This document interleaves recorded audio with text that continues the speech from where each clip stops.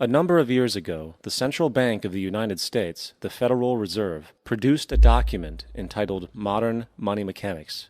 This publication detailed the institutionalized practice of money creation as utilized by the Federal Reserve and the web of global commercial banks it supports. On the opening page, the document states its objective. The purpose of this booklet is to describe the basic process of money creation in a fractional reserve banking system. It then proceeds to describe this fractional reserve process through various banking terminology, a translation of which goes something like this.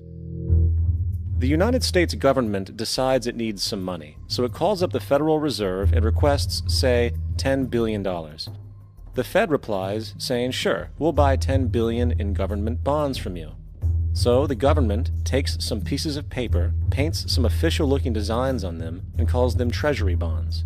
Then it puts a value on these bonds to the sum of $10 billion and sends them over to the Fed.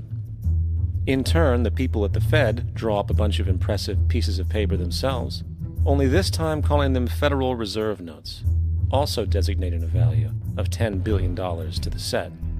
The Fed then takes these notes and trades them for the bonds. Once this exchange is complete, the government then takes the $10 billion in Federal Reserve notes and deposits it into a bank account.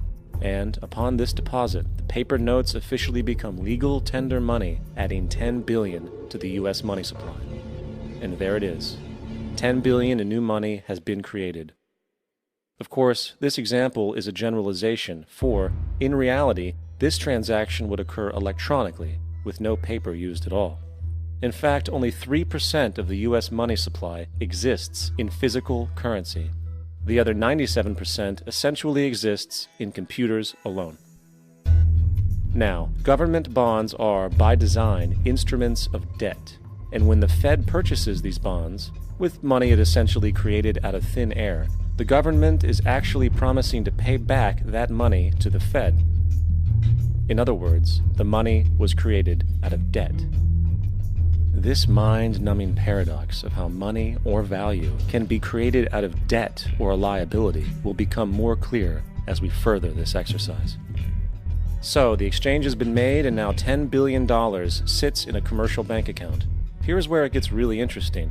For as based on the fractional reserve practice, that $10 billion deposit instantly becomes part of the bank's reserves, just as all deposits do. And regarding reserve requirements, as stated in Modern Money Mechanics, a bank must maintain legally required reserves equal to a prescribed percentage of its deposits. It then quantifies this by stating, under current regulations, the reserve requirement against most transaction accounts is 10%. This means that with a $10 billion deposit, 10% or $1 billion is held as the required reserve, while the other $9 billion is considered an excessive reserve and can be used as the basis for new loans. Now, it is logical to assume that this $9 billion is literally coming out of the existing $10 billion deposit. However, this is actually not the case. What really happens is that the $9 billion is simply created out of thin air on top of the existing $10 billion deposit. This is how the money supply is expanded. As stated in Modern Money Mechanics, of course they, the banks, do not really pay out loans from the money they receive as deposits.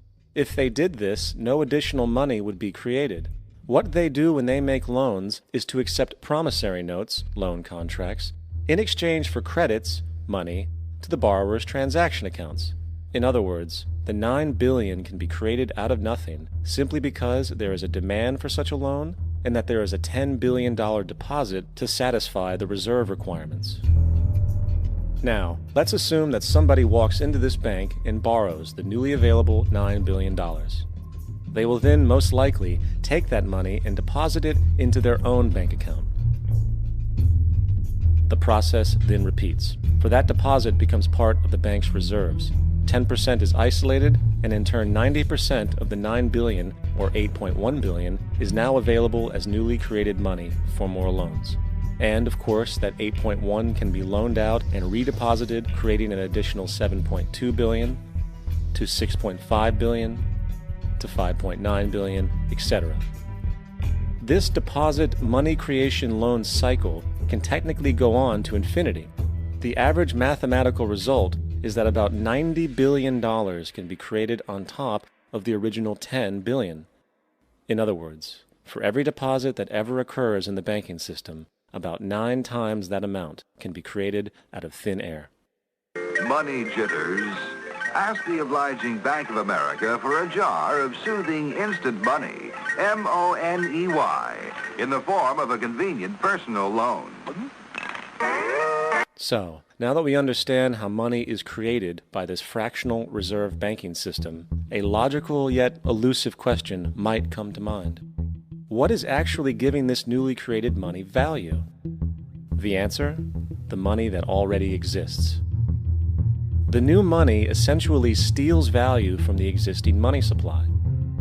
For the total pool of money is being increased irrespective to demand for goods and services.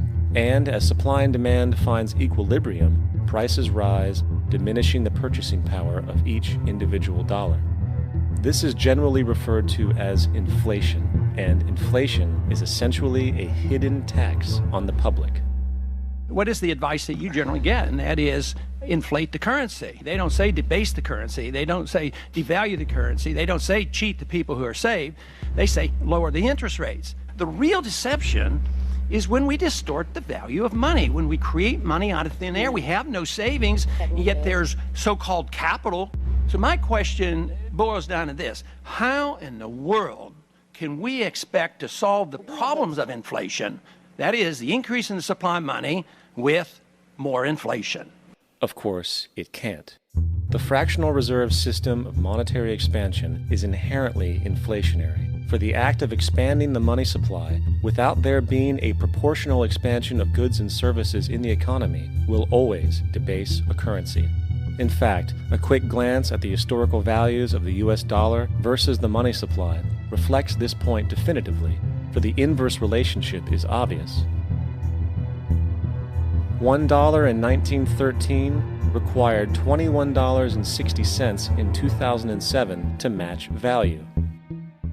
That is a 96% devaluation since the Federal Reserve came into existence. Now, if this reality of inherent and perpetual inflation seems absurd and economically self-defeating, hold that thought, for absurdity is an understatement in regard to how our financial system really operates. For in our financial system, money is debt. And debt is money. Here is a chart of the U.S. money supply from 1950 to 2006. Here is a chart of the U.S. national debt for the same period. How interesting it is that the trends are virtually the same. For the more money there is, the more debt there is. The more debt there is, the more money there is. To put it a different way, every single dollar in your wallet is owed to somebody by somebody. For remember, the only way the money can come into existence is from loans. Therefore, if everyone in the country were able to pay off all debts, including the government, there would not be $1 in circulation.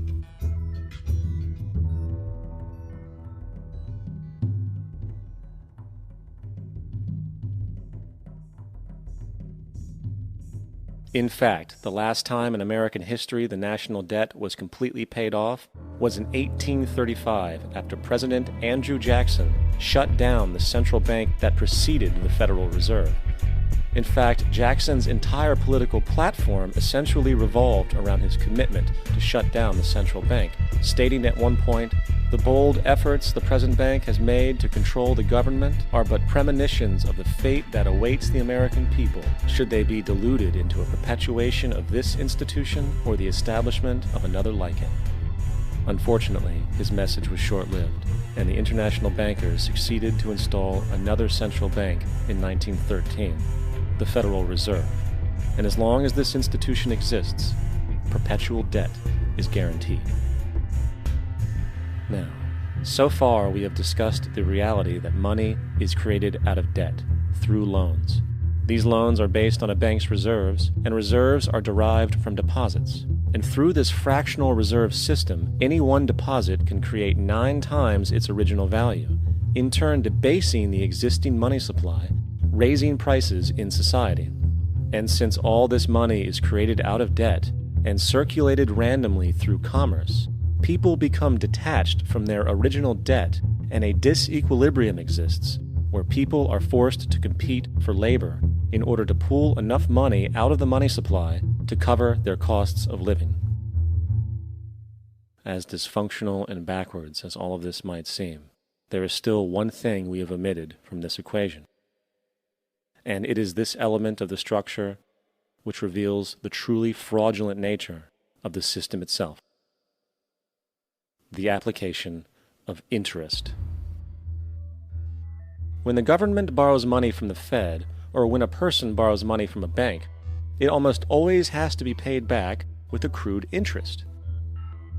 In other words, almost every single dollar that exists must be eventually returned to a bank with interest paid as well.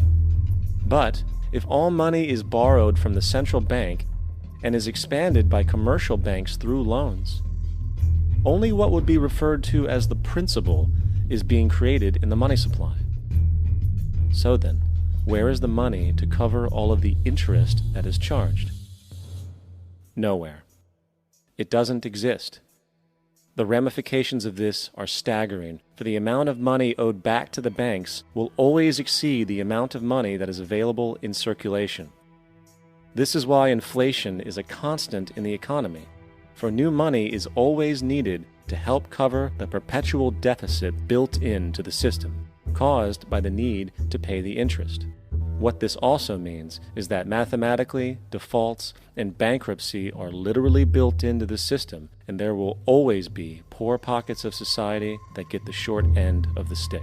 An analogy would be a game of musical chairs, for once the music stops, somebody is left out to dry.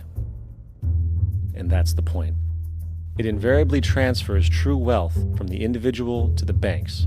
For if you are unable to pay for your mortgage, they will take your property. This is particularly enraging when you realize that not only is such a default inevitable due to the fractional reserve practice, but also because of the fact that the money that the bank loaned to you didn't even legally exist in the first place.